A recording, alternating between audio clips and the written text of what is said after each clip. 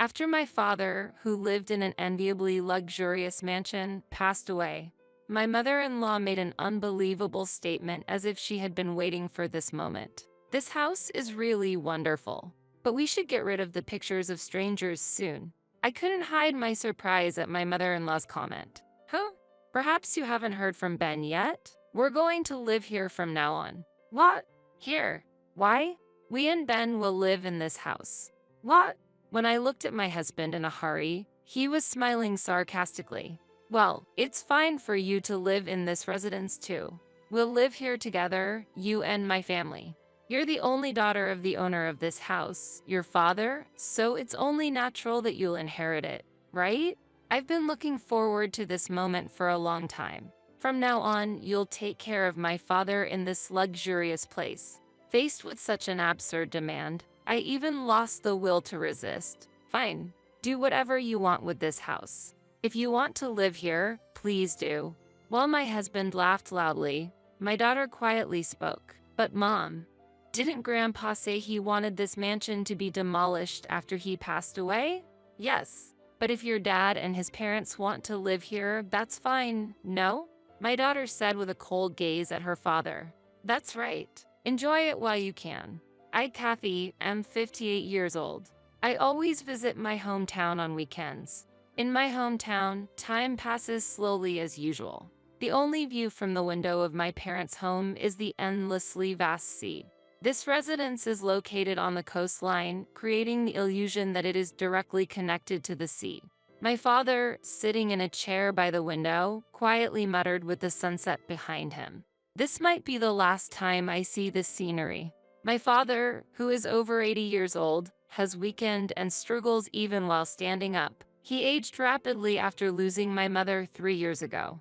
Until recently, he was immersed in sorrow, but now, realizing his end is near, he seems somewhat at peace. He was hospitalized for a long time due to an illness, but now he's back home. Recently, with the support of home care, he's been managing to live alone at home. I can only visit on weekends because of my job. It might be time to go to a care facility, but I want to stay here. Kathy, I'm sorry for the trouble. It's okay. This place is important to you and Mom. Remember how we always went to the seaside as a family? We enjoyed barbecues in the garden too. That's really nostalgic. This summer, we should all gather here again. I hesitated and middled my words. When summer comes, I'll probably be with Mom, my father said with a slightly sad smile. I promise to visit again next week and headed home. The place I currently live in is an old 3-room apartment in a housing complex. Whenever I leave my hometown, I feel oppressed by the cluttered and narrow space in my apartment. It's mostly filled with my husband's belongings, which are more like long-abandoned unnecessary items. But touching them would only provoke his anger. When will dinner be ready? My husband asked, glued to the TV, sipping his beer. Did you go to your father's house again? It's strange for a woman nearing 60 to be so devoted to her father every week. I'm worried about my dad's health. Is that wrong? Don't make excuses. But I guess I can understand why you go to that house. My husband smirked and indicated he agreed. Then Ben, you should also visit sometimes. You owe it to him. Dad doesn't have much time left. There's no fun in going there. It's not like the old days when he'd welcome us with plenty of drinks. My presence won't extend your father's life, but if I were into surfing, it would have been valuable as a holiday house where I could stay for free. That mansion is truly magnificent. My husband, clearly not the surfing type, laughed while lying down. Even such a sarcastic husband always spoke highly of my family home. There's no doubt that it was a magnificent mansion.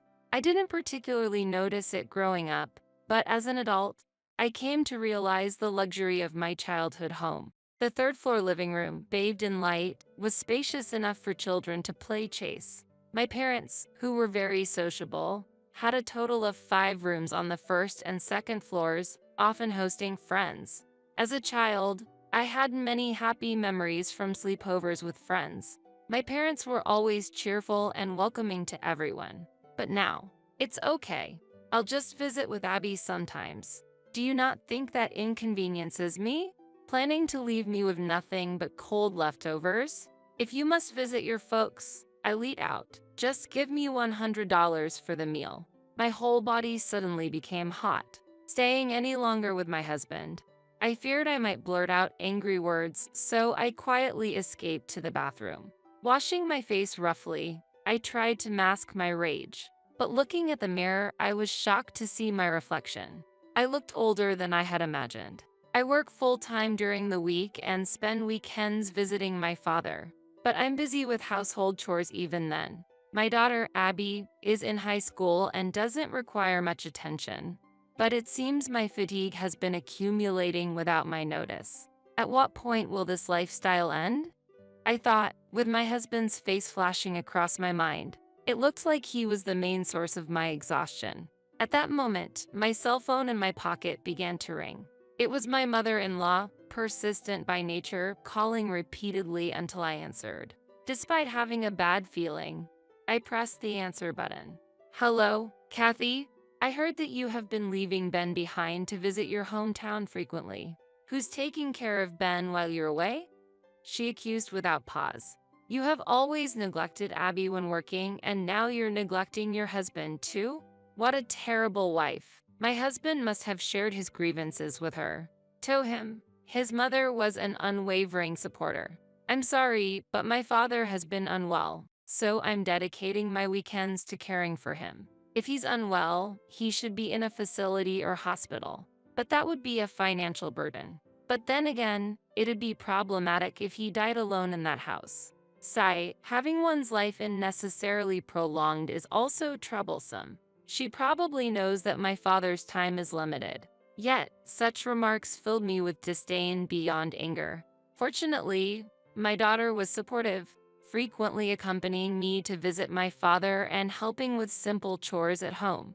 Only my husband was indifferent to chores like dealing with laundry left out in the rain. He saw household tasks as the wife's responsibility and never helped. Moreover, he recently complained about the cooking being lousy and dust accumulating at home.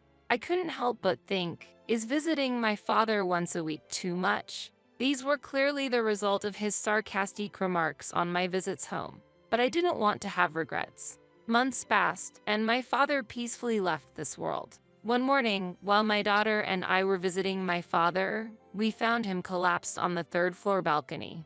His favorite spot, the expansive balcony, offered an unobstructed view of the sea. I'm glad he got to spend his last days at home, as he wished. The funeral proceeded hastily, leaving little time for mourning. In the end, Ben and the in-laws didn't bother to attend, did they? The funeral was set on a weekday, so my husband said he had work, and the in-laws declared, if Ben can't go, we won't attend either. However, upon returning to the mansion after the funeral, my husband and in-laws were there. Did you finish work early to come here? If you were quicker, you might have been able to send off my father. I'm not interested in that. What? Then why are you here? My husband confidently sat down onto the sofa in the living room. The in-laws, who hadn't visited in a long time, meticulously inspected the house, even turning picture frames on the shelves face down. This house is really wonderful, but we should get rid of the pictures of strangers soon. I couldn't hide my astonishment at my mother-in-law's comment. Huh? Perhaps you haven't heard from Ben yet? We're going to live here from now on. What? Here? Why? We and Ben will live in this house. What? When I looked at my husband in a hurry, he was smiling sarcastically. They were trying to take over my family home. Hey, don't look at me like I'm the enemy. I'm not trying to take anything from you. What do you mean? Well, it's fine for you to live in this residence too. We'll live here together, you and my family. You're the only daughter of the owner of this house, your father, so it's only natural that you'll inherit it, right? I've been looking forward to this moment for a long time. From now on, you'll take care of my father in this luxurious place. His demand was absurd. Struggling to find words, my father-in-law spoke as if it were obvious. I heard that you have been taking care of your father every weekend. If you enjoy caregiving so much, I'm counting on you. My knees have started to hurt recently, but he was walking without any problem. It seemed he was using caregiving as an excuse. What he really wanted was help with the housework. My mother-in-law also smiled maliciously at me. Since it's decided, let's all live happily together. It feels like a dream come true to be able to live in this mansion. Things progressed without waiting for my response. Not only me, but my daughter was also dumbfounded, faced with such an unreasonable claim. I completely lost the will to resist. Fine, do whatever you want with this house. If you want to live here, please do. Smiles appeared on my husband's and his parents' faces. Seeing that, I spoke with even more determination. But Abby and I won't live here. Please, go ahead. While taking my daughter's hand, I urged her, let's go, Abby. Really? Okay. It'll be less stressful and more comfortable without you here. Ha ha ha. My husband laughed loudly. I was treated like a housemaid. Easily discarded. Apparently, just acquiring the mansion was satisfying enough for them. They were laughing loudly. While my husband laughed, my daughter quietly spoke up. But Mom, didn't Grandpa say he wanted this mansion to be demolished after he passed away? Yes, but if your dad and his parents want to live here, that's fine, no? My daughter said with a cold gaze at her father. That's right. Enjoy it while you can. 3 months later, the situation drastically changed. The house is in trouble. My husband urgently contacted me. When I rushed to the scene, it was just as I expected. The house was leaning. The walls were cracked. Why is this happening? More notably, the vast terrace connected to the third-floor living room was gone. Where did the terrace go? I asked. We removed it because your father passed away there. We wanted to get rid of the discomfort. That's why the house is leaning. The house leaning is related to the removal of the terrace? That can't be. At this rate, the house might collapse. Hearing that, I sighed quietly. The plan was to demolish this house after my father passed away, so it doesn't matter if it's falling apart. It can't be okay if it's falling apart. We are living here. My husband and in-laws blamed me. They still didn't seem to understand how serious the situation of the house was. My mother-in-law approached me aggressively. How can you say it's okay if it's falling apart? It's your irreplaceable childhood home, Kathy. Do something about it. There's nothing I can do. This house is infested with termites, I explained, and they shook their heads in disbelief. After losing my mother, my father lost his drive and was unable to maintain the house. He was in the hospital for a while, and the house was untouched for about 2 years. I ventilated it occasionally, but I never noticed any termite infestation.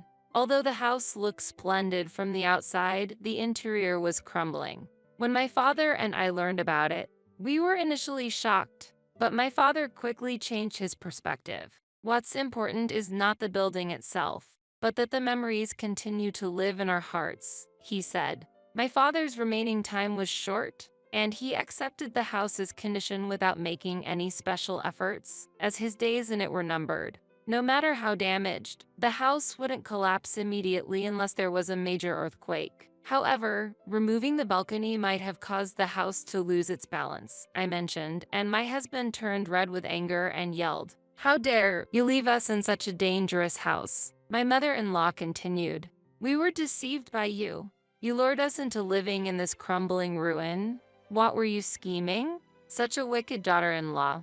Despite being harshly criticized, I didn't offer them the house myself. You forcibly took it over, and now that there's an issue, it's my fault? I don't recall encouraging you to live here. If you're dissatisfied, feel free to leave. We don't want this rundown house. We'll move out immediately. My mother-in-law glared at me, her harsh words unending. The house was luxurious only in appearance and no substance. As compensation for deceiving us, you should pay for our moving costs. Fortunately, we haven't unpacked yet and most of our belongings are still on the first floor. I want to leave this place quickly. Are you by any chance using the large room next to the entrance as a storage space? Yes, that's right. You left your belongings in that room? Oh dear. My mother-in-law, puzzled by my reaction, stared at me. Sensing something from my troubled look, she quickly ran down to the first floor. Soon after, we heard a scream, "Ah!" I found my mother-in-law looking depressed in the storage room on the first floor. Did you know the room was moldy? Since my father became ill and the house was vacant for a long time, this room became prone to mold due to the dampness of not getting enough sunlight. As expected, the cardboard boxes were damp and the bottoms were covered in mold. My luxury bags. My mother-in-law lifted a mold-covered bag. Wait a minute, my precious records. My father-in-law's record covers were also damaged by mold. What about my comics? Their valuable items were all moldy.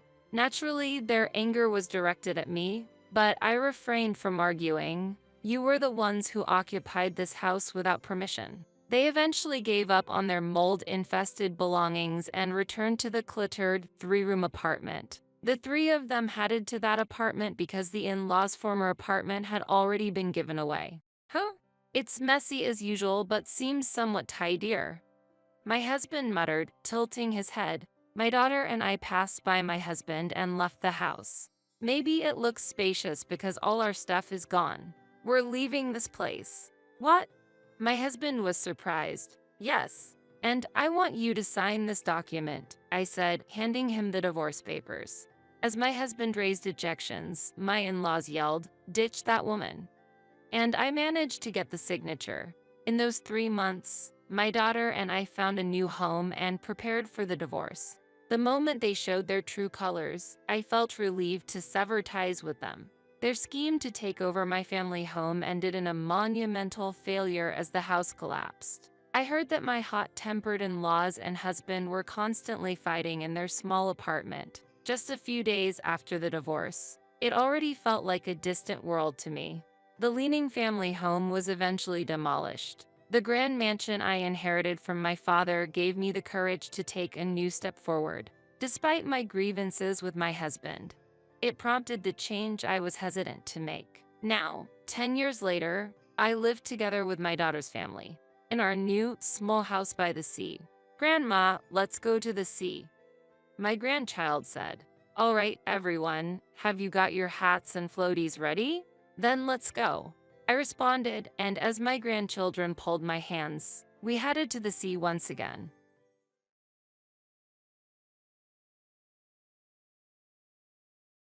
"I've sold this house to my parents. Let's get a divorce. I don't need you anymore." Phil pointed at me, urging me to leave the house quickly.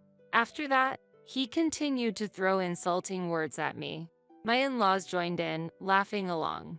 However, I remained undisturbed by such comments and calmly accepted the need to leave. I had a plan. After quickly preparing my belongings, I left the house. Those three still didn't understand the true hardship that was about to unfold. My name is Rachel Wagner.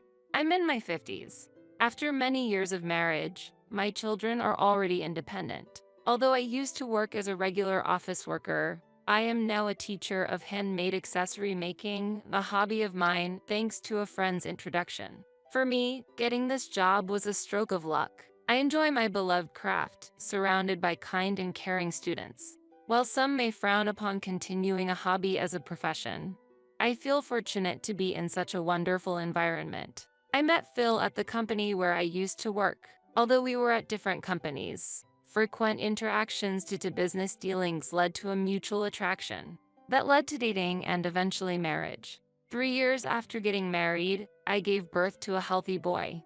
He graduated from a top university and secured a job at a major company. He now lives with his very attractive wife. As a parent, I feel unparalleled joy. However, my daily life took a turn for the worse. Decades into our marriage, with our child out on his own, Phil's once gentle nature had vanished. "Hey, Rachel, isn't dinner ready yet?" Before I knew it, I was being treated like a convenient housekeeper, constantly ordered and directed. Worse yet, his demands changed daily.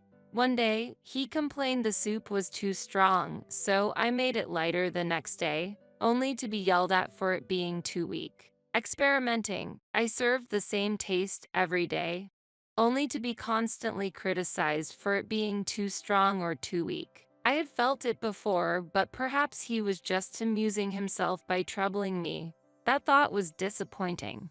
How childish he seemed. No matter what I did, Phil would quickly become angry, frequently hurling disrespectful words at me. Living this way made me desperately want to leave, to escape from Phil at the earliest opportunity. I've thought about it countless times since he changed, but there's a reason I can't leave. It's because of an outstanding mortgage. Phil quit his job suddenly without reason and now spends his days idly at home. Despite this, he never helps with the housework. When I return from work, I find the floor littered with empty alcohol cans and snack wrappers. As a result, we're getting by on my earnings. In truth, we had just recently rebuilt our house. I provided all the funds for it. I keep the household account book, monitoring our financial situation. I've been diligently saving up, gathering funds for the house construction. I can't just leave the house I worked so hard to build. If I leave, it becomes Phil's. On top of the mortgage, there's another important reason. This house is a place filled with my hopes and dreams. The exterior, interior, and facilities were all designed according to my wishes. What I particularly like is the spaciousness of the kitchen. Our kitchen is very spacious, making it a comfortable environment for cooking. During meetings with the designer, Phil frequently interjected his opinions, but when I firmly said, I'm providing the funds, so I'd like my wishes to be considered a bit, he fell silent. Months passed, and despite various difficulties, our house was finally completed. Not all my wishes could be met due to budget constraints, but still, our ideal home was built. I am very satisfied with the outcome. However, on the flip side, we ended up with a large mortgage due to going over budget. Having a substantial mortgage in my 50s is tough, but thinking about my dream home gives me strength. Despite it being a new home, Phil seemed dissatisfied that his opinions weren't much reflected. He complained, "This facility is unnecessary. It's a waste of money." But he gradually stopped grumbling when I ignored him. Instead, he started to leave trash around and deliberately dirtied the room. Was it out of spite? When will this situation improve? These thoughts weigh on me as I go through my days. A few months after building the house, the doorbell rang unexpectedly. There were no visitors scheduled for today. Who could it be? As I started to move slowly towards the entrance, Phil suddenly stood up as if he realized something and hurried toward the door. There was a sense of anticipation in his behavior. After a while, cheerful and lively conversation could be heard from the entrance, growing louder over time. When the living room door opened slowly, unexpected visitors were there. What? Father and mother. Yes, there stood my somewhat difficult to handle father-in-law, Henry, and mother-in-law, Debbie. When we first met, they had thrown demeaning words at me. At our wedding, they even complained about trivial things. Their interference continued afterward, causing me much distress. Recently, our contact had decreased, and I thought we had found some peace. But then this visit happened, even though I politely said hello. They passed by as if I was air, deliberately bumping into my shoulder. "Look, isn't this house wonderful? I want you to see various things here." Phil eagerly spoke. "What a nice house. How happy one must be living in such a lovely place. The kitchen is so spacious and functional," exclaimed my mother-in-law. "Indeed, it's enviable. I can see why you two would be comfortable here," praised my father-in-law. Phil showed them around the house, explaining features that piqued their interest. When they returned to the living room, there was a satisfied smile on my in-laws' faces.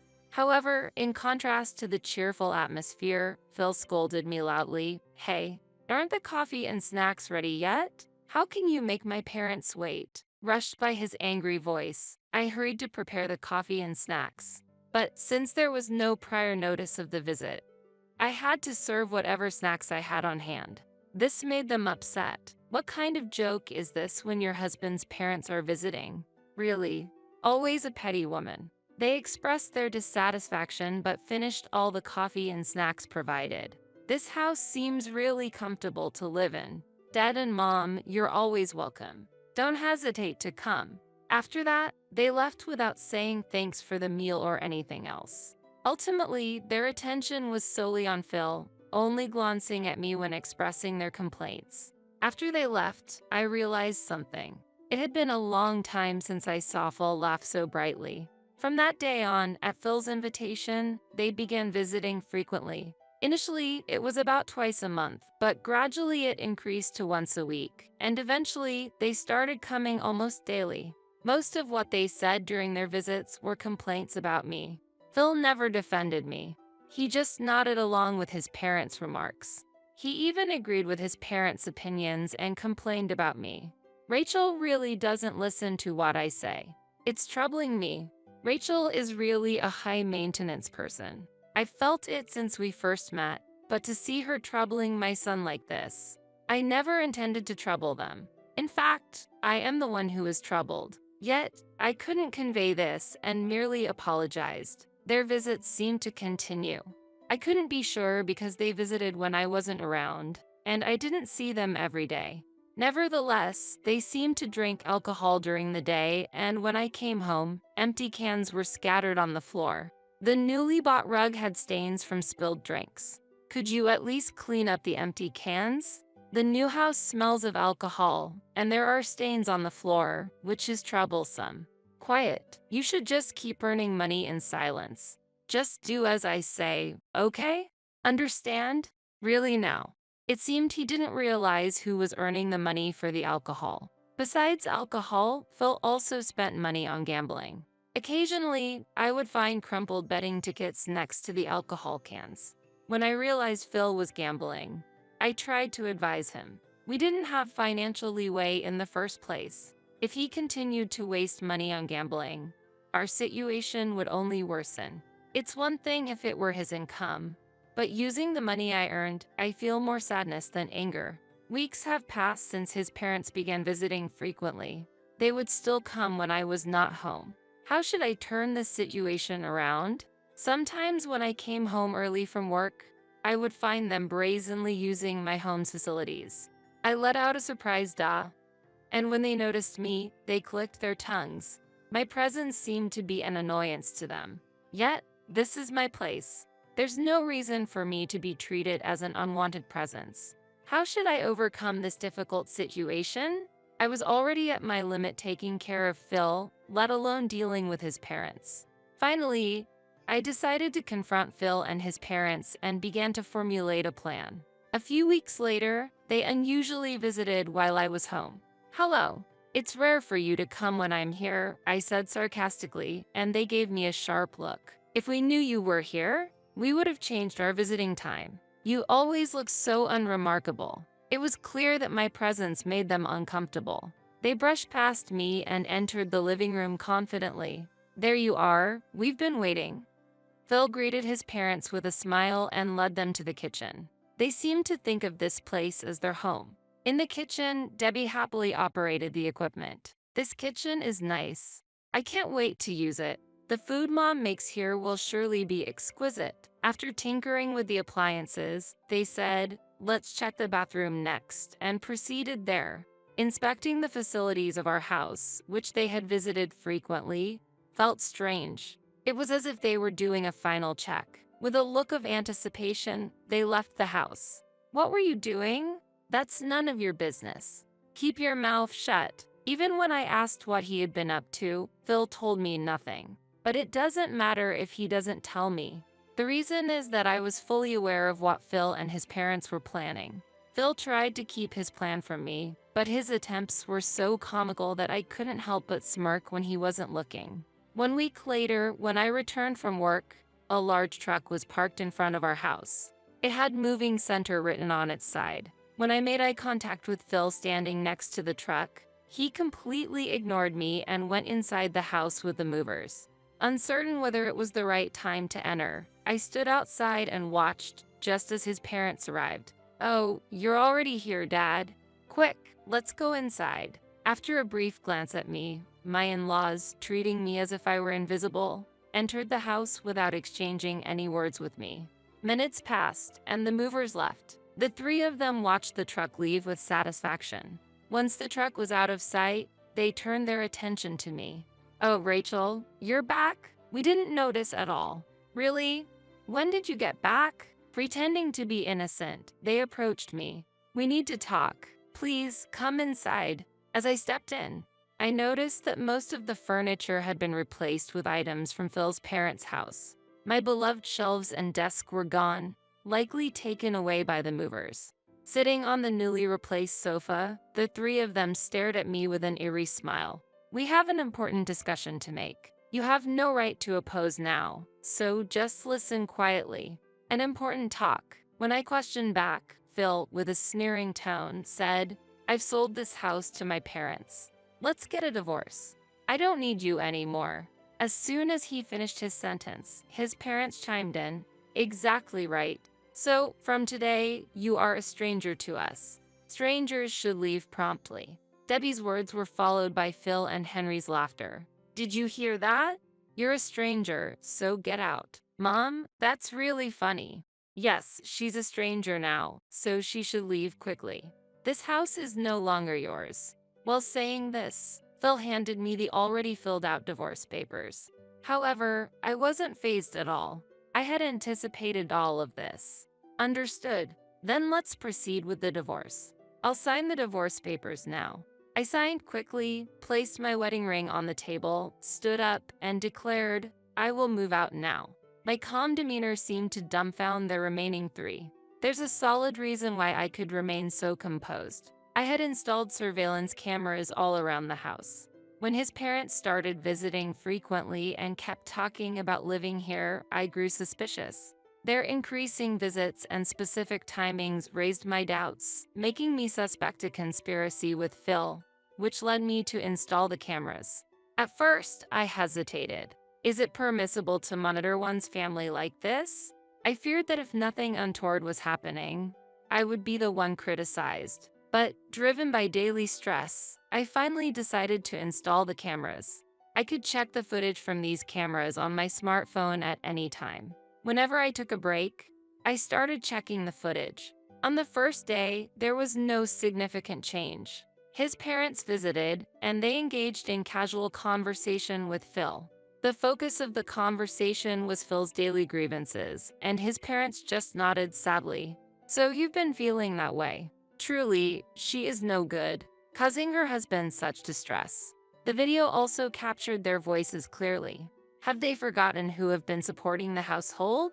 Since installing the cameras, I've been pondering how they will manage their living after I'm gone. Days later, the screen showed Phil and his parents in an unusually cheerful mood. What had happened? Listening carefully, it sounded like Phil was discussing selling his house to his parents. When I first heard this, I thought it was a joke, but the discussions about selling the house continued the next day, and the day after that. It became undeniable that Phil indeed intended to sell the house to his parents. His parents were enthusiastic about the plan, discussing various projects like buying new furniture and making the house barrier-free.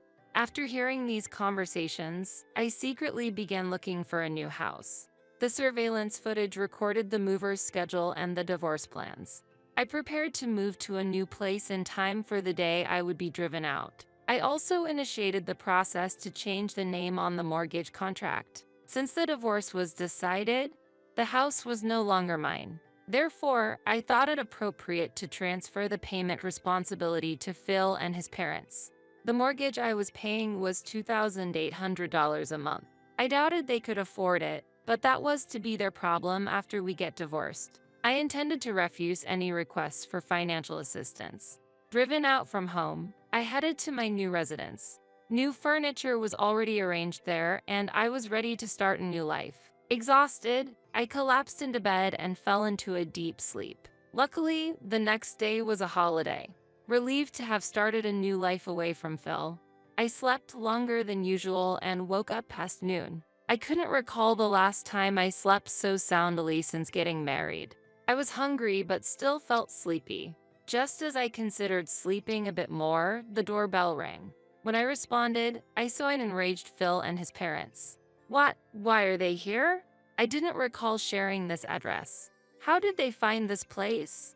Without giving me time to wonder, they barged in. Then, they suddenly produced a document. What's this? A notice for changing the mortgage name? Yes, that's right.